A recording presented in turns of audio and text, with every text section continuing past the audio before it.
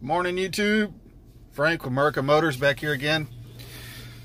It is a foggy, drizzly Monday morning.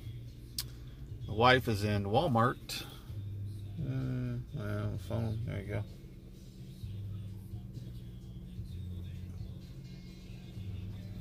There you go. Anyways, the wife is in Walmart. She loves couponing, so she's obviously in Walmart doing a little couponing. We are heading to Copart. Yes, Copart.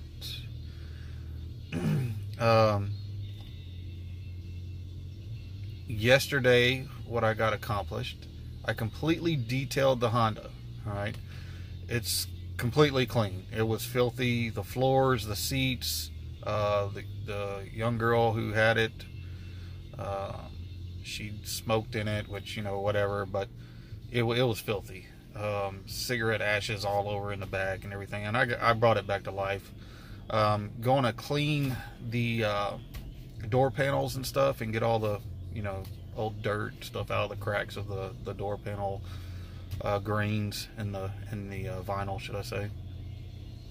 Normally I use Clorox cleanup gel with like a little toothbrush, real simple. I mean, a little bit of elbow grease, not much, and then a bucket of hot water with a wet rag, and then just wipe it off and dry it down after that, and then go ahead and put some protectant on it.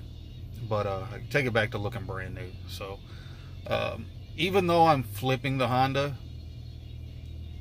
when I flip a car, if I, you know, sell somebody a car, I want it to look good. You know, I want it to look as good as I would want it to look if I drove it. That being said, you know, it's going to get a full detail, engine bay, everything. I'll clean everything up. I've been using that little tool I showed y'all. It actually works pretty well. You do have to come behind it. We have a rainbow vacuum, and I come behind it with the rainbow and basically vacuum all the stuff up, and then if I need to hit it again with the tool, I do. Right now we're in New Braunfels, and we're going to be headed to the Austin lot, which is right on the outside line of New Braunfels, right off of 35. It's actually on the southbound side of 35.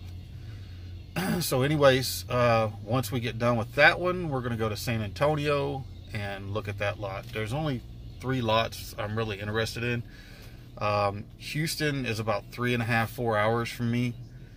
Even though I work down there, it's only really feasible for me to go down there like when I get off the boat and come back home. If my wife picks me up, then we'll swing by there.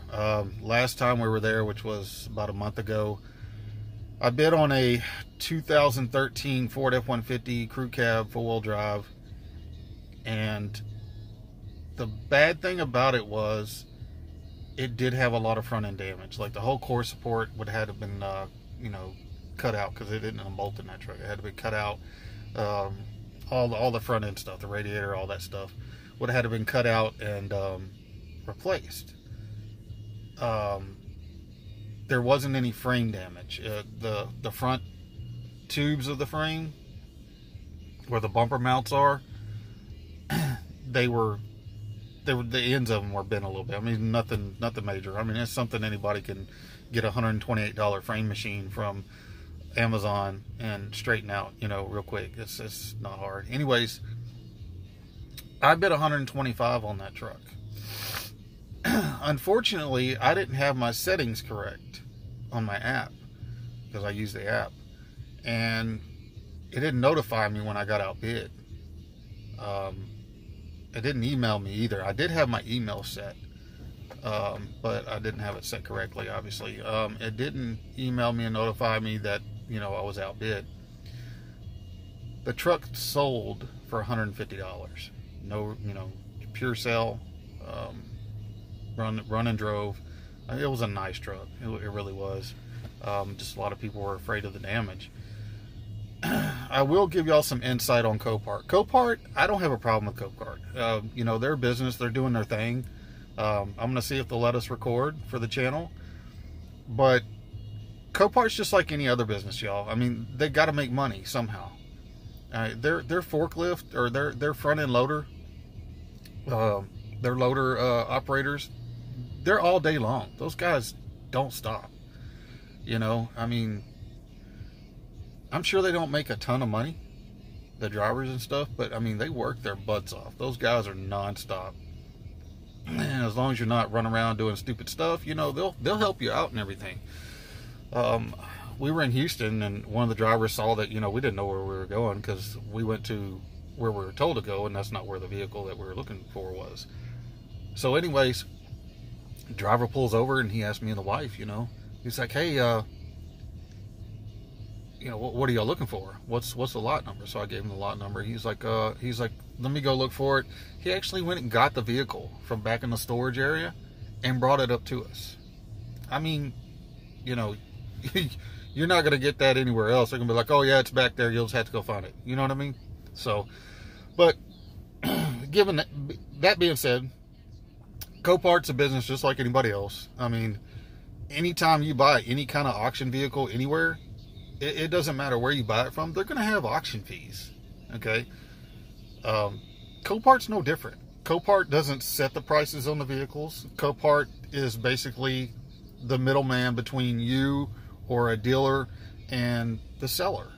That's, I mean, they're using their lot. You know, I mean, it's only right.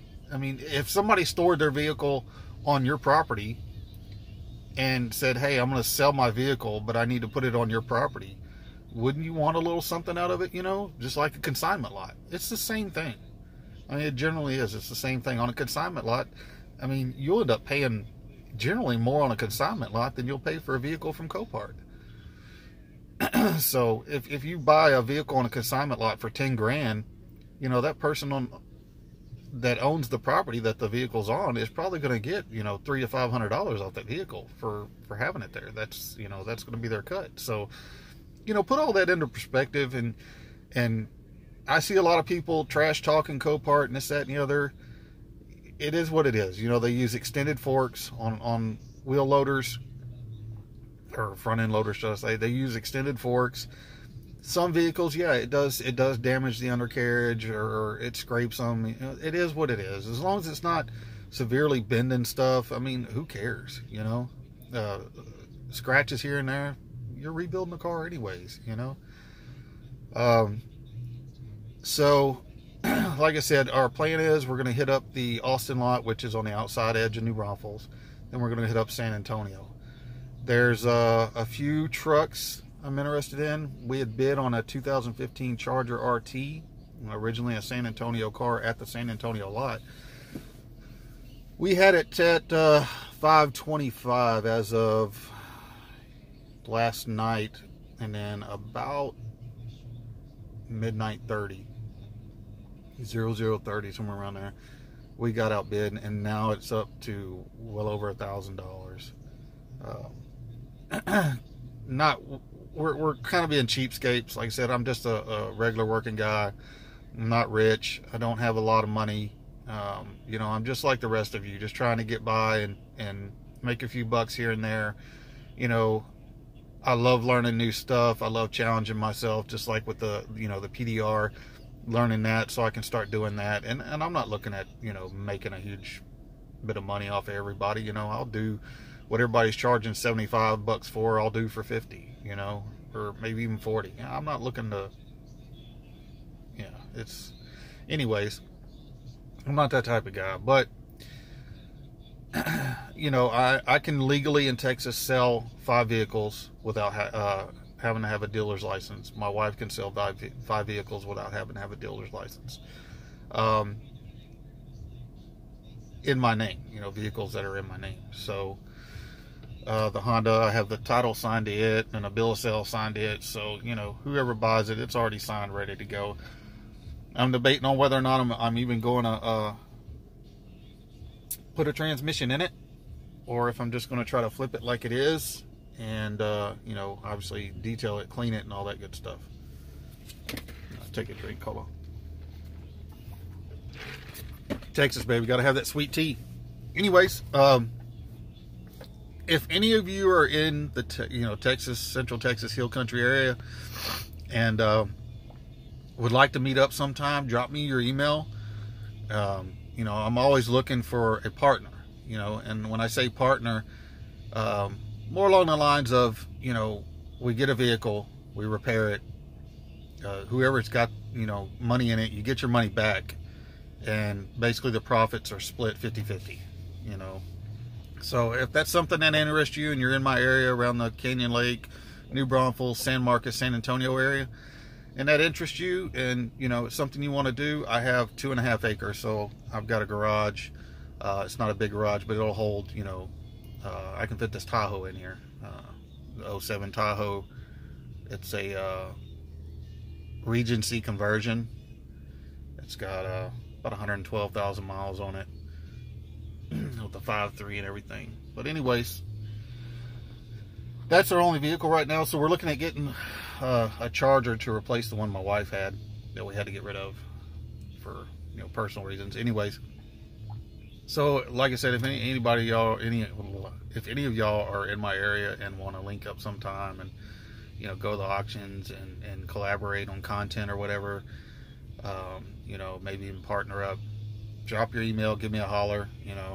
Like I said, I'm a pretty easygoing guy. I'm very honest, brutally honest, blunt, truthful. So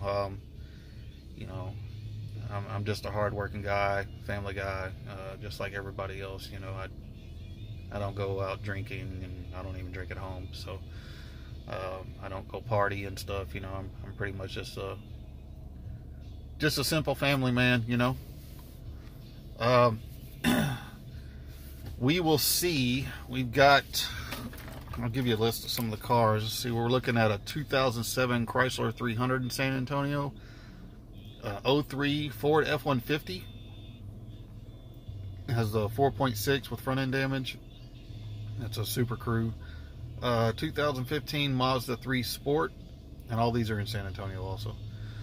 2008 Chevy Tahoe with a 5.3, 2008 Chrysler 300, and my wife wrote down a 2014 Charger SE. I'm the type of person that I don't believe in getting a V6 Mustang or a V6 Challenger or a V6 Charger or a V6 Camaro. That's just, to me, it's kind of pointless. If you're going to have a muscle car, get some muscle behind it. You know what I mean? Even though the V6, yes, they do run. They do have, 300 horsepower, whatever the case may be. But, once again, if you're going to get something, why strain a V6 when you can, just like this 5.3 in this Tahoe. I mean, I can get 600-700 horsepower out of it without even breathing hard, without even having to do anything. These bottom ends in these motors are pretty solid. I am a Chevy guy, but I do like Dodges. As far as Fords and stuff go, I'll flip just about anything as long as it's worth it. Okay, as long as it's worth it.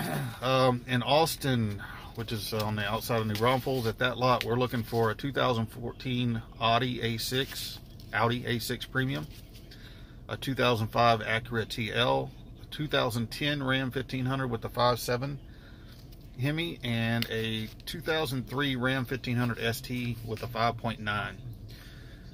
I'm not a big fan of the 5.9, and 2003, like I said, that's the split year when they started putting the Hemis into the Rams. And that's what I originally thought this one would have in it until I looked at the details and it was like 5.9. I was like, But nevertheless, it has like 100 and something thousand miles on it, 110 or 116. Anyways, it's fairly low miles for the year. It does have a back windshield busted out on it. The bed is damaged, so it will need a new bed. I have to look at the frame, the rear frame, to see if the rear frame was damaged.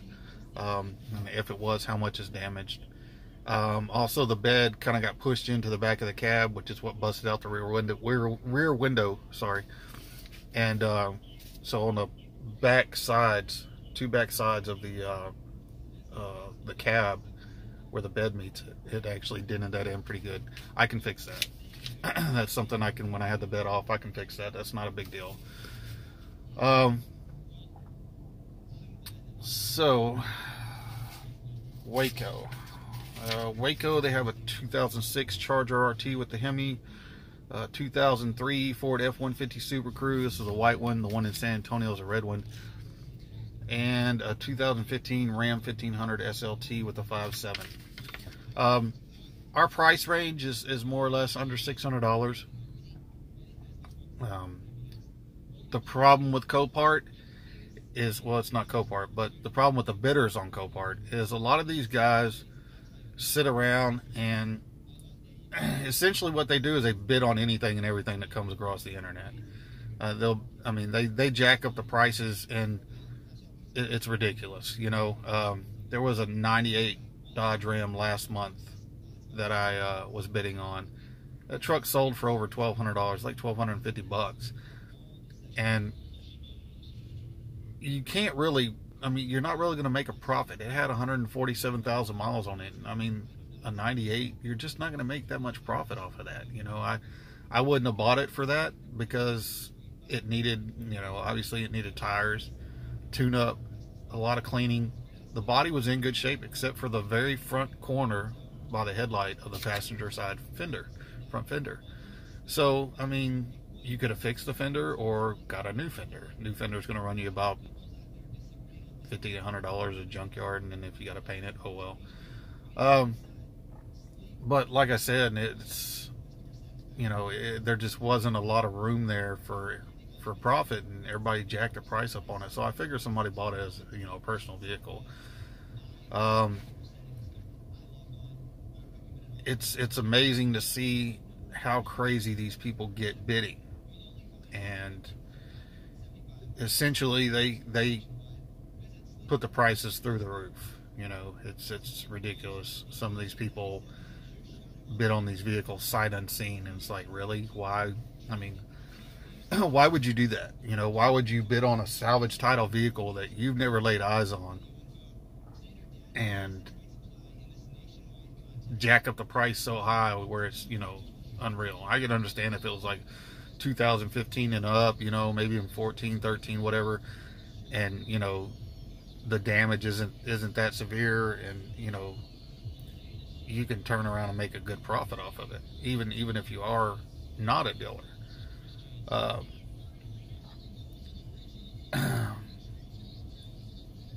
I'm not looking to get rich off of this. Like I said, it's just something to do. It's a good way to get a personal vehicle as well as a vehicle to flip. In Texas, we don't have an inspection station where you drive it in, they put it up on a lift and all this other stuff. Basically, you do the repairs needed,